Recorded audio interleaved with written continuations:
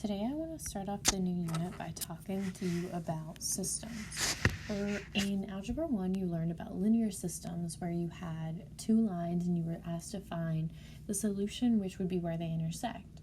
In Algebra 2 we build off of that concept, still the same concept, but we add in quadratics. So when we add in quadratics we have more possibilities than we had in Algebra 1 with linear systems. So with quadratics, we have the possibility, first of all, we have the possibility of just having one solution. What that could look like on a graph could be, we could have a quadratic and a line just touching it just once, so that's linear quadratic. It's a line in a parabola. We could also have graphed, we could have two quadratics. So quadratic would be two parabolas that just touch each other once. Those are some examples of one solution. Moving on, we could also have two solutions. So in order to have two solutions, we could have a quadratic and then a line going through it, touching that quadratic exactly twice, intersecting it twice. We could also have two quadratics that intersect one another exactly twice.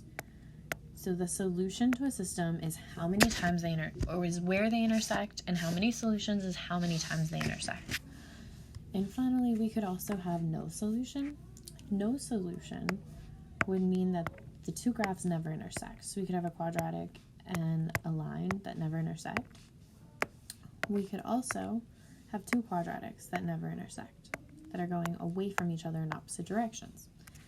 Another situation that we don't actually draw is when we have infinite solutions, or we say many. Infinite/many solutions occurs when they are the same graph. It's two of the same graph.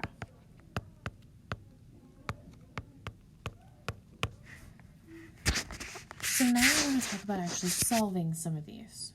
So in terms of solving these, so first we're going to solve them and then I'm going to show you how to check by graphing. So when we're solving a system by substitution, so substitution steps.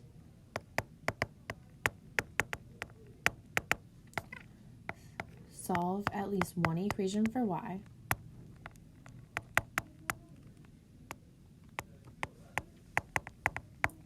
To get y by itself, so to get y equals. And then step 2, substitute what y equals in place of y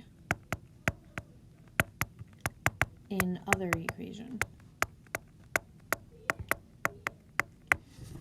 From there, you want to solve the quadratic for x.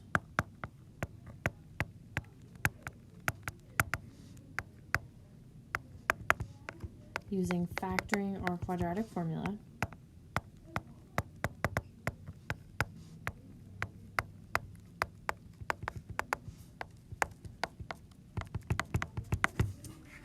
And then the next step, you want to plug x value or values into original equation to find the y values.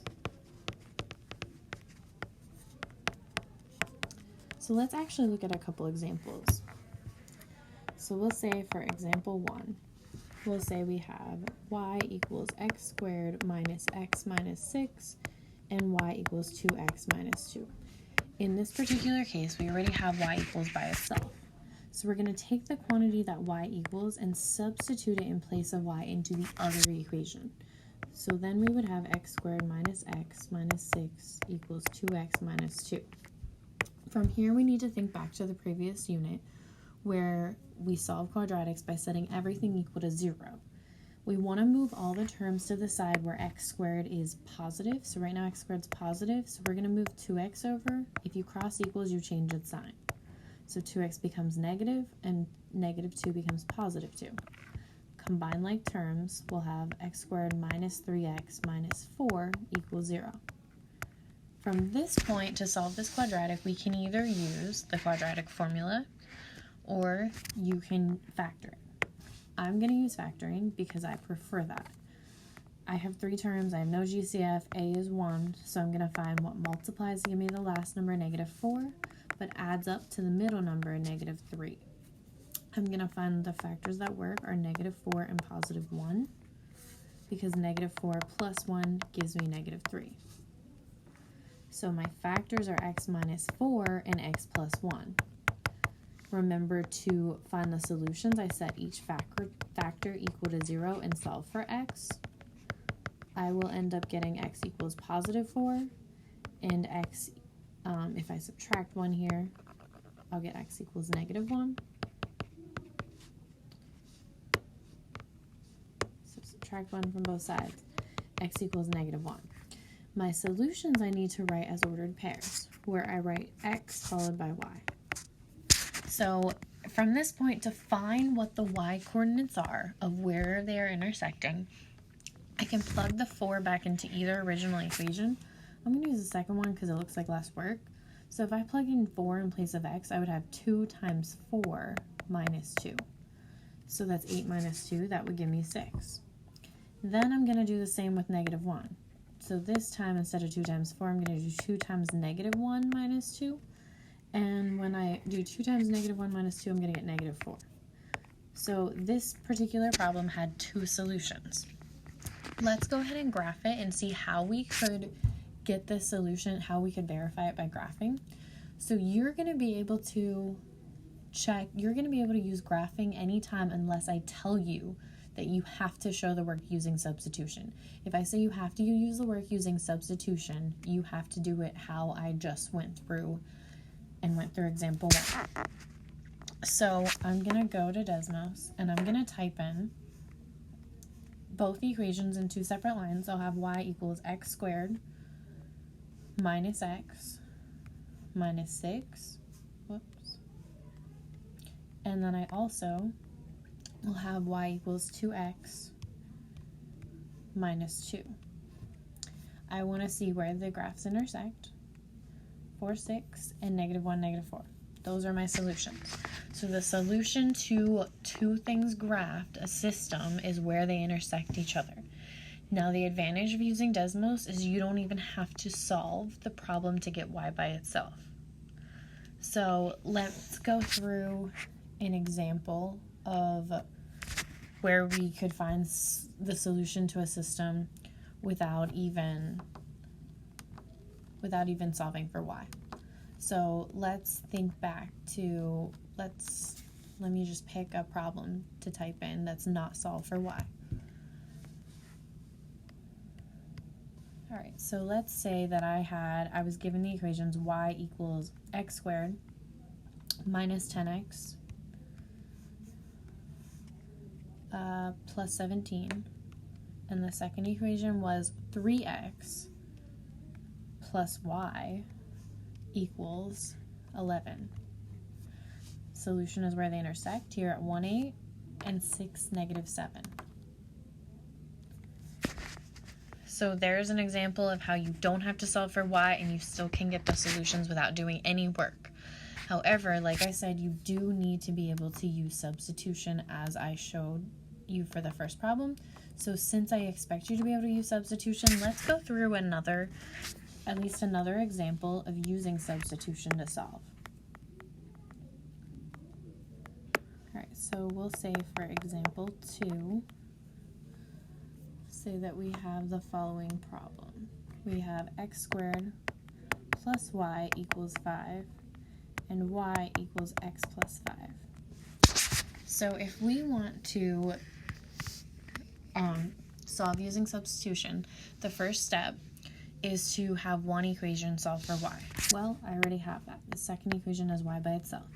Because I already have that, I can take what this quantity y equals and substitute it in place of y in the other equation. I would end up having x squared plus x plus 5 equals 5. So then because I have a quadratic, I would want to set everything equal to 0 and solve for x. So I need to move everything over to the same side of x squared, keep x squared positive. Well, if I move 5 over, 5 and 5 will cancel, so I'll just be left with x squared plus x equals 0. At this point, this is where I can solve it by factoring, or I can use the quadratic formula. I'm going to go ahead and solve by factoring. First step of factoring is to check for a GCF. Between x squared and x, they both divide by x. So my GCF's x, and then I'm going to write what's remaining in parentheses when I divide each term by x. I will be left with x squared divided by x is x divided by x is 1. Then I want to set each of those factors equal to 0 and solve for x. So I'll have x equals 0, and if I subtract 1 from both sides, I'll have x equals negative 1. Now remember, that's not my final solutions because I need to find the ordered pairs. So I have 0, comma, blank, negative 1, comma, blank. I'm going to plug it into, I could use the first equation, but the second equation is going to be easier because I already have y by itself. So if I do 0 in place of x plus 5, I get 5. Versus if I do negative 1 in place of x plus 5, I get 4. So this graph intersected, that must mean this graph intersected twice at 0, 5, and negative 1, 4. Let's go ahead and type in the original problem into Desmos just to verify, just to see that this is another way of getting the answer. X squared plus y equals 5. And then the second equation was y equals x plus 5. You might have to zoom in, and you're going to see they intersect here at 0, 5 and here at negative 1, 4, just like we ended up getting. So let's go over one more problem together without Desmos first, and then use Desmos to check. So if we go over another example, let's say I have x squared plus 2y equals negative 3, and I have x minus y equals 1. Notice I don't have y by itself in either of these equations. There is going to be a better one to solve for y in this case because I don't want fractions. Fractions to work with are just going to make it messier and more room for mistakes.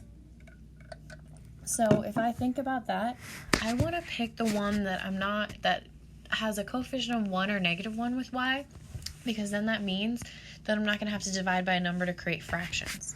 So if I look at this second equation, y has a coefficient of negative 1, meaning I'm not going to have to divide, I'm just going to be dividing in the end by that negative 1. So I'm going to solve the second equation to get y by itself by moving the x over. By subtracting it from both sides, I'll get negative y equals 1 minus x. And then, to get rid of that negative attached to the y, I divide every term by negative 1. So then I will be left with y equals negative 1 plus x, which I could also write as y equals x minus 1. So now that I have y by itself, I'm going to take this quantity y equals and substitute it in place of y in the other equation that I did not use. So set up, that will look like x squared plus 2 times the quantity x minus 1 equals negative 3. So then I want to distribute,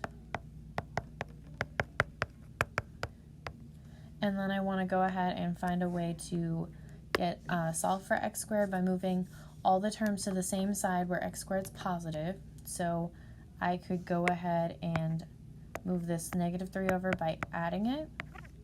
I'll be left with x squared plus 2x plus 1 equals 0. At this point, I can solve by factoring or the quadratic formula.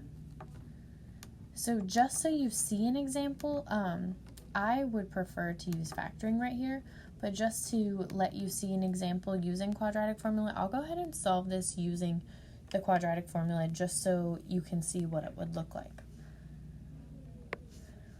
So if I were to solve using the quadratic formula, I need to know what a is, the value connected with x squared, so it's assumed to be a 1, what's my b value with x, and my c value without a variable. Then I'm going to plug it into this formula, quadratic formula you should have in your notes somewhere, negative b plus or minus square root of b squared minus 4ac all over 2a. So in this case, it's